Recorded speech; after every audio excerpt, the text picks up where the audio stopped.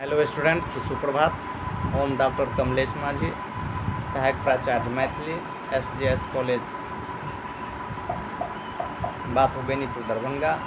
आइ हम पुनः उपस्थित छी अपने सभक कक्षा में बसातक दाम जे शीर्षक कथा छै। धरती माता जे राष्ट्रवादी कथा संग्रह छै, एहिमे 10 गोट कथा के संग्रहित कयल गेल छै। रामदेव बाबू के जैसे लिखल ये कथा संग्रह छै। तो यही बसातक दाम में जे कथा छै, एहिमे एकटा मजदूर वर्ग के ईमानदारी के देखायल गेल छै। अच्छा, बसातक दाम शीर्षक कथा से जे क्वेश्चन पूछल जायत अहाँ सबके परीक्षा में, प्रतियोगिता परीक्षा में, तो हम एही ओर अहाँ सबक ध्यान आकृष्ट करबै छी जे कोन तरह क्वेश्चन पूछल जा सकैए। जेना कि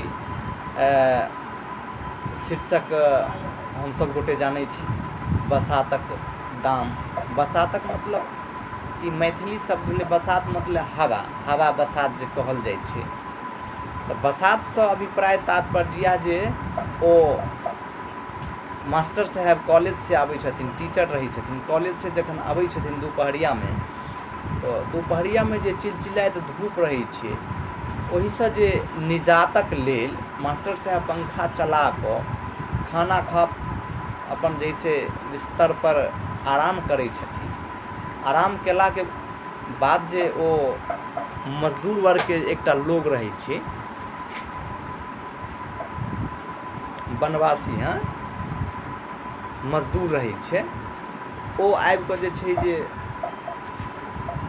मास्टर साहब के जैसे जाँतऽ लगै छै, देह जाँतऽ लगै छै। हुनका जे से थोड़े बुझि बुझाइ छनि जे भाई एते दुपहरिया में हिनका अयबाक तऽ ई समय नहीं रहे से आइ कोना चलि एलखिन। खैर जे किछु भी चलि एलखिन तऽ ओ जे छै अपन जाँतै छलखिन। ओ जाँतैत बहुत देर तक जतलखिन।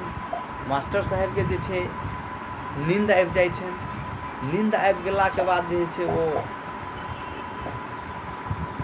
सुति रहै छथिन। लेकिन 2-2.5-3 घंटा के बादो ओ व्यक्ति हुनका जाँतैते रहि जाइ छथिन, जाँतते रहै छथिन। मास्टर साहब के जखन नींद खुजै छनि, देखै छथिन जे एखनो तक ई जाँतिए रहल छथि। हुनका आश्चर्य लगै छनि। हुनक गरीबी पर दया आबै छनि और अपना कमीजसँ, कुर्तासँ किछु पैसा निकालि कऽ हुनका देबऽ लेल जे छै बढ़बै छै। मुदा ओ जे से मना करै छथिन जे नहि, हम अपने एतऽ जे एलहुँ तऽ ई बसात तर में हमहूँ बैसलहुँ, हमरो जे छै ई बसात लगल, आ से हम अहाँ से पैसा कोना ली, बसातक दाम केना ली, हमरा से ई दाम लेबऽ संभव नहीं अछि सर। तऽ एही के आधार पर पूछल जा सकैए कि बसातक दाम शीर्षक कथा में एकटा वनवासी के चरित्र वर्णन करू, पूछल जा सकैए। अथवा एकटा वनवासी व्यक्ति के व्यक्तित्व बताओ, अथवा व्यक्तित्व पर प्रकाश डालो। अहाँ सब गोटे बसातक दाम शीर्षक कथा जे एकांकी संग्रहक 5म कथा छै,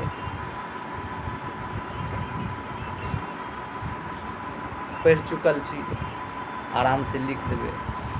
से हमरा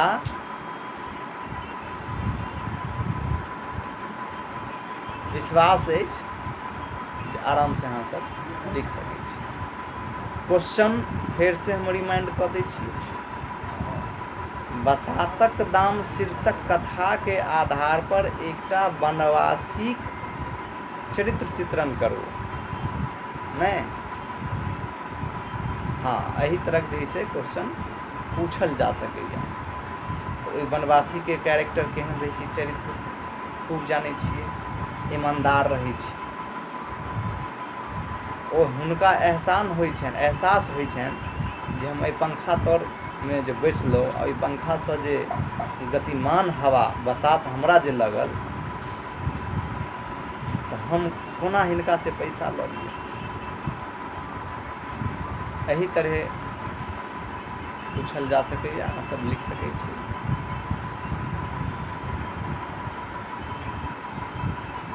हम पुनः अगला क्लास में उपस्थित है। एही धरती माता कथा संग्रह अगला कथा लऽ कऽ, तब तक के लेल